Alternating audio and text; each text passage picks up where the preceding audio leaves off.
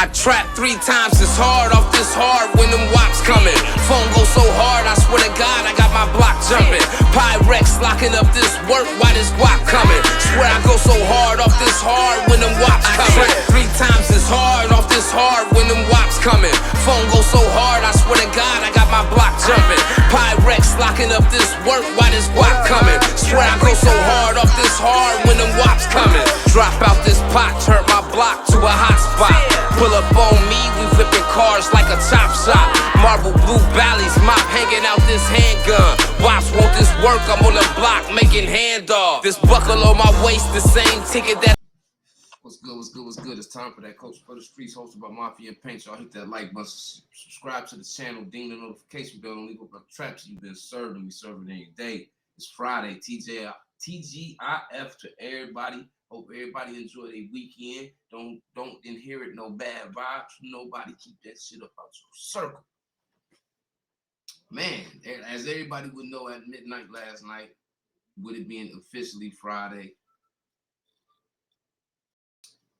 NbaYoungboy and Young Jeezy dropped the Gangsta Grillz. Now, it's been a minute since we've been back on the Gangsta Grillz wave. We all know that DJ Drama was a legendary mixtape DJ. Got to throw K-Slay in there too, but DJ Drama put it on a more national scale because he started getting underground artists and tapping them into the industry. But at the same time, he was taking industry artists and bringing them back to the street. So it was a different thing with DJ Drama. So what he did separated him from what a K-Slay do, a DJ Khaled do, all these other The Who kids do. It's a lot of DJ Kid Capri. It's a lot of DJs, but they all do different things.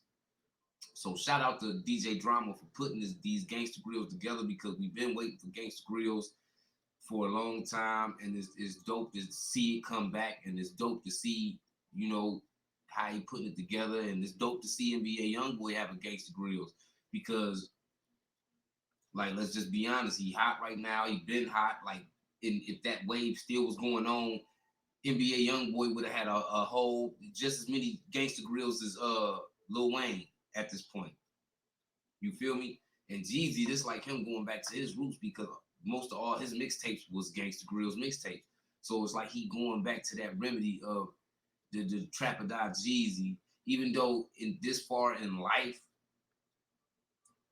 Jeezy is well off and he's living a different type of life. So we can't always expect Jeezy to tell us how to cook a brick up in a song and wrap it up and get it to the next state. You can't expect him to constantly continue to drop mixtapes where he talking like that when his lifestyle ain't that no more. You got to understand, when Jeezy came out, Jeezy was living like that. He was around BMF. They was living like that. So it was a lot of shit that was going on. So what they was rapping about was what they was living.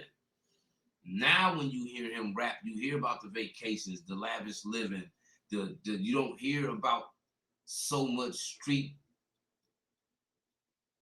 element as much anymore. Like, he gonna throw it in there, but the whole CD ain't gonna be based on drug trafficking. That's what I'm basically saying. So it's like, to see him go back to that, it was dope to see, and the album is actually good. And I'm just gonna be honest, like, this is probably the best Jeezy since Thug Motivation. This the best Jeezy since Thug Motivation.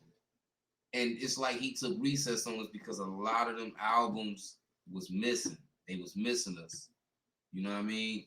So to see him go back to the DJ Drama wave and to see how they put it back together and see how it's doing, it was dope. And I give it, on a scale of 1 to 10, I'm gonna say I'm gonna give Jeezy a good 7 on this project, because it's not all the way like what I said. When you become a fan of somebody, you look at them like what you first got hip to, and we all love the Trap or Die Jeezy. We love the Gangsta Grillz first wave with Jeezy. We love the Real Is Back, the Can't Ban the Snowmans, Thug Motivate, like all of that type of stuff. So that's what we look for in Jeezy when he drops. So when we don't get it, we gon' kind of overlook what he is doing in the new music because we looking for that old sound and we're not going to get that. That's when he was with Shorty Red. And, you know, he had a certain different type of production and all of that. But overall, I give the project Gangsta Grillz a 7 because it is a dope project. So it ain't nothing that you could just listen to today and just throw it in the cupboard and never listen to it again. There's some slaps on there and you can't get back into that Gangsta Grillz vibe listening to that. As far as with Youngboy doing the Gangsta Grillz, it was in his case historic because he done did so many things and broke so many barriers. You have to add this Gangsta Grillz to his catalog. You just have to. Like, this little nigga got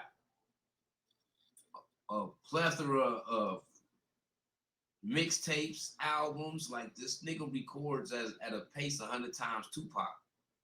Tupac always said try to record, what was it, 7 songs a day or something like that. This little nigga showing you he do way more than that every day because he will drop an album. He gonna give you 2 weeks to play that. And he dropping some more stuff. Give you 2 weeks to play that. So in 2 months' time, he gonna be to drop 4 projects. And it don't even empty his catalog because he records so much and his fan base so strong, they gonna gravitate to all the new stuff. And by this being a Gangsta Grill, just think about how many other people that really don't listen to Youngboy, but they listen to DJ Drama and the Gangsta Grillz wave, that's gonna go tap into that NBA Youngboy because he doing the Gangsta Grillz. Not to mention, this nigga got a Elvis Presley, Michael Jackson, Chris Brown type of following.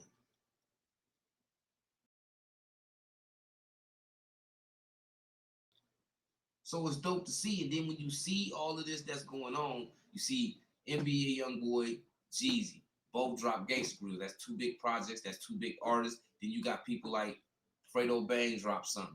Nobody's talking about it. Nobody's talking about Fredo Bang and his new project, UNLV. Nobody's talking about it. And I'm going to keep it real. I haven't. It took for somebody to tell me, like, yo, cuz, you heard the new Fredo? No, I ain't heard it. Because it's almost like, yeah, Youngboy and Fredo Bang got issues in the street, but at the same time, Youngboy's strategically smart, and he know he do numbers. He know people follow him, and he know he got influence. So why wouldn't you go ahead and drop a CD on the same day this man dropping the CD? Because it's gonna take away from what Fredo Bang would have did on a day that you wasn't dropping on the same day as Youngboy. That's going to interrupt your numbers. It's just like at a time when 50 was in his prime and him and Sheek, not him and Sheek Loose, but him and Styles P was getting into it. It's no different because with that, 50 had the ability to outsell him. 50 had the ability to make less people listen to the person he was getting into it with unless they actually had that much star power. And this is the same thing Youngboy do. You niggas rapping and we got issue. Okay, you dropping on the 17th, I'm dropping on the 17th too. He gonna get a bag, he gonna talk crazy about you, he gonna do his regular thing, and they gonna eat it up. Not to mention that the nigga that you mostly got the issues with out here in the industry, Lil Durk, that region, the Chicago region, is where most of his streams are coming from. So apparently, yes, in Chicago, they mess with Youngboy heavy. We talking about that's the region where he gains most of his digital streams.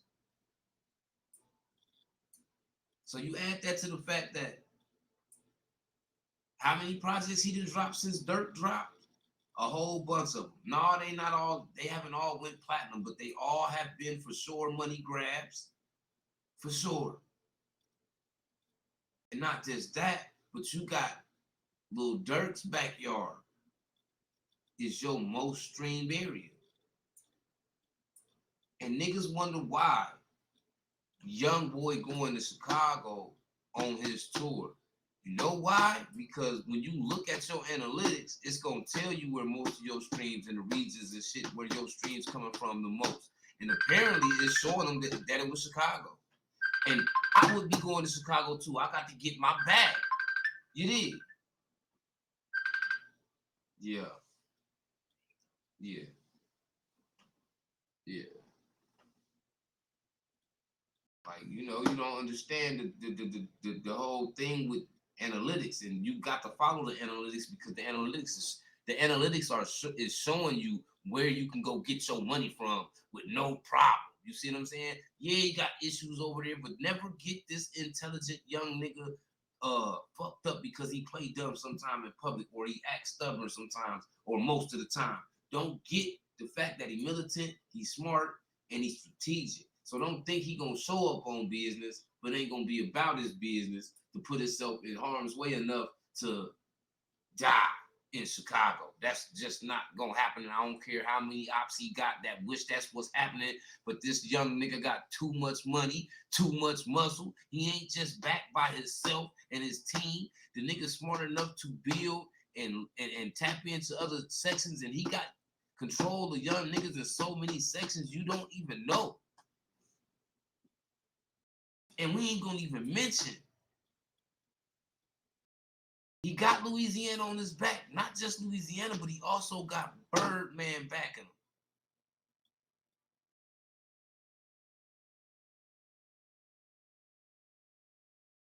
So this Gangsta Grillz with DJ Drama, even though it's not pressing the line to be one of his streetest albums, it's called I Got a Family.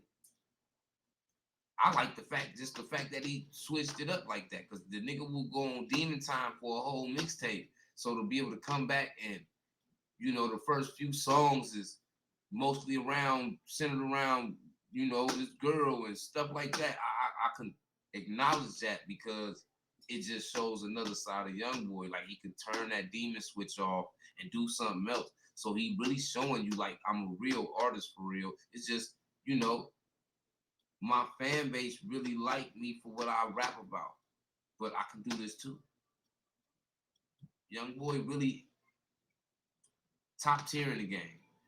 He definitely run Louisiana, and in the young nigga generation, he is the Michael Jackson. He is the Lil Wayne. He is all of that. So you know what I'm saying? Niggas got to give him his flowers, man. Regardless how much you hate a nigga, you can hate a nigga all you want to, but if you ain't speaking about the good a nigga doing, look in the mirror and see if you really hating on him or if you just hate yourself.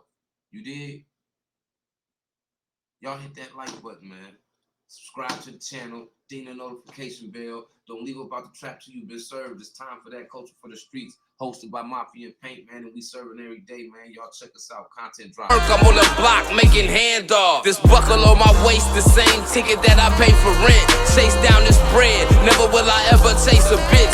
DUI driving, only time a lane getting switched. Never turn on my groove, I stayed on the same shit. I'm still in the hood, but they treat me like I'm famous. I'm strapped the fuck down, 30 clip just dangling. Out of town, out of bounds.